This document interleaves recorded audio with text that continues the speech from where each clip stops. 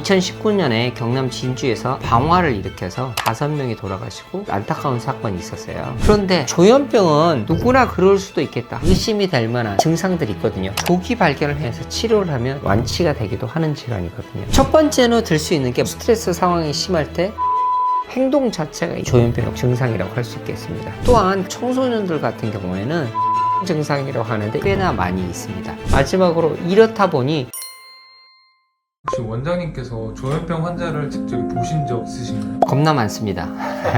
네. 왜냐하면 정신과 의사라면 당연히 봐야 되는 거고, 그다음에 또 미국의 노숙자들 보면 한 10% 전후로는 조현병 환자들이 꽤나 많이 있습니다. 그래서 조현병이다 보니 사회적으로 힘들어지면서 노숙자가 되기도 하고, 노숙자가 되면서 상황상 더 악화되는 그런 상황이 많을 수는 있겠습니다. 그렇게 조현병 환자를 직접 대면했을 때 원장님이 개인적으로 느꼈던 그런 것들에 대해서도 얘기해 주실 수 있나요? 젊은 환자였고 굉장히 멋지신 분이었는데 시간이 지날수록 살도 많이 찌셨고 외모적으로도 많이 관리가 안 된 모습으로 되고, 또한 원래 있던 직업도 못하게 되시면서 이런 부분들이 많이 안타까웠습니다. 근데 정신과에도 여러 가지 병들이 있잖아요. 네. 근데 그 중에서도 조현병이 일반 대중들에게도 잘 알려진 이유가 있을까요? 사실 이상하다 이런 것들이 본인이 가진 합리적인 수준에서 현실성이 무너지는 상황들이 벌어지면 우리는 이걸 이상하다고 생각하잖아요. 그래서 이제 보통 사람이라면 그러지 않을 텐데 왜 이렇게 되었지 하는 충격적인 사건들이 벌어지면서 문제가 되는 게 아닌가 싶습니다. 특히 2016년도 강남역 사건에서는 여성 혐오라는 고거와 맞물려 버려서 안타깝게 확대가 돼버린 거고, 또한 2019년에 경남 진주에서 안인득 씨의 방화를 일으켜서 5명이 돌아가시고 꽤 많은 부상을 입은 안타까운 사건이 있었어요. 너무 극단적이라서 이런 부분들이 사람들한테는 각인이 되면서 조현병이라는 게 다른 질환보다 훨씬 더 충격적으로 다가온 것 같긴 합니다. 조현병은 병 자체로 범죄냐 아니냐 이렇게 볼 거는 아닌 문제인 것 같습니다. 실제로 통계를 보면 조현병 환자는 제가 말씀드렸듯이 되게 소심하고 무서워하는 사람입니다. 그래서 오히려 조현병 환자들은 범죄율이 보통 사람들이 보이는 범죄율보다 훨씬 더 낮습니다. 5분의 1 수준입니다. 그러면 이거는 어떻게 보면 치료받지 않은 게 문제가 되는 거고, 치료를 받았을 때는 훨씬 더 범죄율이 낮아진다는 거. 이를테면 암에 걸렸는데 나쁘게 행동하는 성깔 부리는 사람도 있고, 암에 걸려서 오히려 더 착하게 다른 사람을 위하는 사람이 있을 수 있잖아요. 마찬가지입니다. 조현병도 성격적인 부분이 폭력적이었던 사람들이 문제가 될 수도 있는 부분이니까 조현병을 범죄에 관해서 직접 연루시키지 않는 게 좋을 것 같고, 치료받지 않았을 때가 문제가 되니 치료를 중요하게 생각해야겠죠. 조현병은 생각이나 사고 이런 것들이 정상적인 범위를 넘어서 바뀌면서 감정에도 사회적 관계에도 영향을 끼치는 이런 질환입니다. 결론적으로 말씀드리면 사회적으로 정신분열병에 대해서 낙인이 찍히다 보니 치료를 기피하게 되는 상황이 생기니까 사회적인 낙인을 걷어내고 치료에 접근을 쉽게 하기 위해서 조현병으로 이름을 바꿨습니다. 조현은 말 그대로 현악기를 조율이 안 되면 찍찍 소리들이 음이 좀 잘 안 맞잖아요. 그런 것처럼 음이 좀 틀어져 있는, 그래서 조현병으로 바꾸게 된 겁니다. 조현병은 여러 가지 이유가 있는데요. 생물학적인 원인으로는 뇌 기능에서 문제가 됐다는 게 제일 큰 이유입니다. 뇌 기능이라는 거는 뇌 구조상의 문제, 또 도파민이나 신경 전달 물질에서 불균형이 생기기도 했고, 또 뇌의 각각 구조물들 간에 문제들이 발생했다. 이런 생물학적인 이유가 제일 크고요. 그 다음에 환경적으로는 너무 스트레스 상황에 노출되면서 조현병이 발병을 하게 되었다, 이렇게 얘기를 할 수도 있고, 또 심리적으로는 본인이 감당하기 힘든 억압적인 상황들이 내가 내면화했거나 혹은 그 상황에서 자기가 통합하지 못하게 되면서 조현병으로 발병을 했다, 이런 설명도 있기는 하고요. 결론적으로는 조현병은 정신과에서는 뇌의 질환으로 보고 있고, 이에 대해서는 생물학적 치료가 우선되기도 합니다. 원장님 얘기 들어보니까 조현병이 어느 날 원래 멀쩡했던 사람이 나중에 생길 수도 있다라고도 들리기도 하는데, 네. 그러면 일반인들도 갑자기 생길 수도 있는 건가요? 누구나 그럴 수 있다는 게 이 질환 자체가 유병률을 1%로 보고 있습니다. 남자들은 특히 극단적인 상황에서 발병이 될 수도 있겠죠. 예를 들면 군대에서 많이 발병이 되기도 하는데요. 근데 이 발병 호발 연령 자체가 20대 전후입니다. 그래서 15세에서 25세 남자는 그렇게 되고, 여자분들은 또 나중에 갱년기 가까워서도 많이들 나오지만 초반 성인기에 이게 많이 발병을 하다 보니까 이런 부분에서 어떻게 보면 우리가 스트레스를 많이 받고 세상에 나가고 있는 상황에서 갑작스럽게 힘들어지면 그것들이 과하게 되는 경우에 정신적으로 이상해지는 상황이 벌어질 수도 있겠고, 간혹 오해가 될 만한 게 우울증이 심하게 될 때도 약간 망상적인 사고를 갖게 됩니다. 그래서 이게 우울증인지 조현병인지 구분을 해야 될 수도 있기도 합니다. 또한 청소년들 같은 경우에는 너무 스트레스 상황이 심할 때 엉뚱한 걸 보고 소리가 들렸다기도 하고 검은 물체를 봤다고도 하고 그런 비현실적인 걸 보고하기도 합니다. 그래서 이게 조현병으로 진행이 될지 혹은 이게 잠깐 스쳐 지나갈지 혹은 우울증의 일환인지 이것들은 구별을 해야 될 수도 있어서 일반인한테 쉽게 나타날 수도 있겠다라는 질문에 대한 답은 그럴 수도 있겠다. 하지만 잘 구별을 해봐야겠다. 그러면 조현병도 초기 발견이 중요한 편인가요?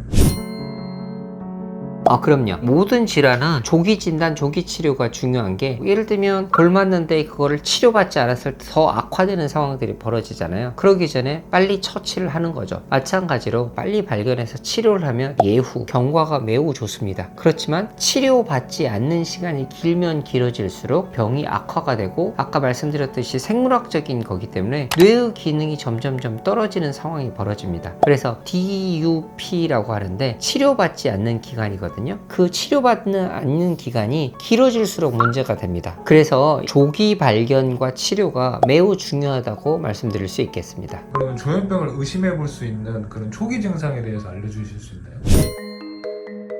조현병은 특징적인 5가지가 있습니다. 첫 번째로 들 수 있는 게 망상입니다. 망상은 말 그대로 비현실적인 사고인데 제일 흔한 게 피해 사고인 거죠. 이를테면 제 환자분 같은 경우는 고층 아파트에 사는데 1층에 있는 사람이 아주 기다란 막대를 뻗어서 괴롭히는 이런 것들을 한다는 거예요. 전파를 쏘거나 혹은 냄새 나는 걸 하게 하거나 1층 사람이 이분한테 할 이유가 특별히 없는데요. 그렇게 피해적인 사고가 굉장히 많습니다. 또 혹은 사람들이 자꾸 내 얘기를 한다는 거예요. 남들이 나를 비웃는 것 같다? 그런 얘기를 한다거나 혹은 전파망상이라고 하는데 TV에서 나한테 뭐라고 해서 내가 지금 머리가 아프거나 내 욕을 하고 있다거나 이런 것들이 대표적인 망상인 거고요. 혹은 환청, 엉뚱한 게 들리는 거. 환청은 바스락거리는 소리 정도가 아니라 너 나가 죽어. 너가 XX야. 너 때문에 이렇게 된 거야. 너는 비읍시옷이야. 이렇게 하면서 자꾸 나를 비난하는 목소리가 들립니다. 한 사람이 하기도 하고 여러 사람이 얘기하기도 하고 남자이기도 하고 여자이기도 합니다. 중요한 거는 이 소리가 진짜라고 믿는 겁니다. 그래서 이게 굉장히 괴롭습니다. 제가 그냥 예를 하나 드려볼게요. 제가 밤에 러닝을 한번 했었는데 밤 10시쯤이었어요. 그런데 음악을 듣고 있으니까 사람 소리가 잘 안 들릴 텐데 갑자기 어디서 너 나가 고만해 개 XX야 라고 들리는 것 같았어요. 제가 깜짝 놀랐죠. 그래서 프레쉬를 들고 비춰봤는데 공원에 아무도 있을 리가 없죠. 생각해보세요. 이게 한 번 들려도 이러는데 매일 수만 번 들린다고 생각하면 사람이 못 사는 거죠. 그런데 이런 것들이 괴롭히니까 진짜로 믿기 때문에 괴로워하고 이런 상황들이 벌어집니다. 그 다음에 혼자 세계에 빠져 있기 때문에 말이 비논리적이 됩니다. 망상 수준도 있고 뇌 구조 자체가 조금 변화가 돼서 비논리적 말들을 하게 됩니다. 그래서 말이 안 되는 말을 하게 되는 거죠. 네 번째로는 이상한 행동을 하는 거죠. 행동이 막 이상해지고 혹은 긴장된 상태로 계속 있게 되죠. 이거는 피해 사고 때문일 수도 있고 움직이게 되면 죽는다 이런 환청이 들릴 수도 있고 여러 가지 이유 때문에 그게 무서워서 꼼짝을 않게 되는 거기도 하고 혹은 신경 전달 물질의 문제 때문에 몸이 움찔움찔하거나 이런 상황들이 벌어지기도 합니다. 그래서 이런 행동 자체가 이상해지기도 하고요. 마지막으로 이렇다 보니 자신이 없어지거나 위축되면서 못 나가게 됩니다. 그래서 사회적 활동이 없어지고 고립되고 음성 증상이라고 하는데 이게 5번째로 보이는 조현병의 증상이라고 할 수 있겠습니다.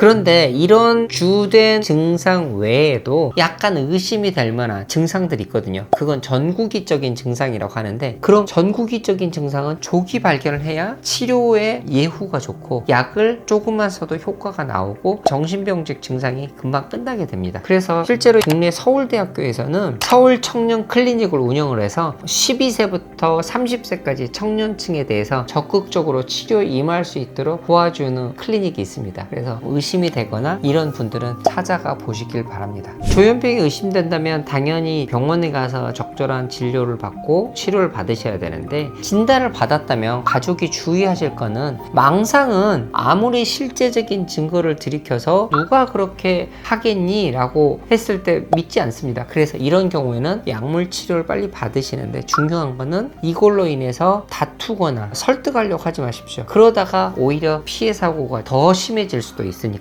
그래서 이런 망상 자체에 대해서 논쟁보다는 망상으로 겪을 정서적인 힘든 부분을 가족들이 돌봐주시는 게 중요하고, 환청이 있을 때는 음악을 듣게 하거나 다른 식으로 주의를 돌리게 하거나 이런 식으로 해서 치료에 잘 개입되도록 하는 게 중요하죠. 조현병 환자분들이 본인들이 누구보다 괴롭습니다. 그러니 가족들이 지지를 잘 해주시고 치료에 개입될 수 있도록 해주시는 게 중요하고요. 또 하나는 치료만 잘 받으시면 3분의 1은 완치가 되기도 하는 질환이거든요. 제 환자분 중에는 의사도 있으시고 일상생활도 잘 하시는 분도 있으시거든요. 그러니 이분들에 대해서 범죄자 취급을 하지 않는 게 중요하고, 이분들과 일상생활을 잘 영위할 수 있도록 하는 게 무엇보다 중요하겠습니다. 이번 영상이 도움이 되었다면 구독과 좋아요 부탁드리겠습니다. 그리고 주변에 조현병으로 힘들어 하시는 분들이 있다면 해당 영상 공유를 부탁드리겠습니다. 그럼 저는 다음에 더 유익한 영상으로 찾아뵙겠습니다. 감사합니다. 안녕.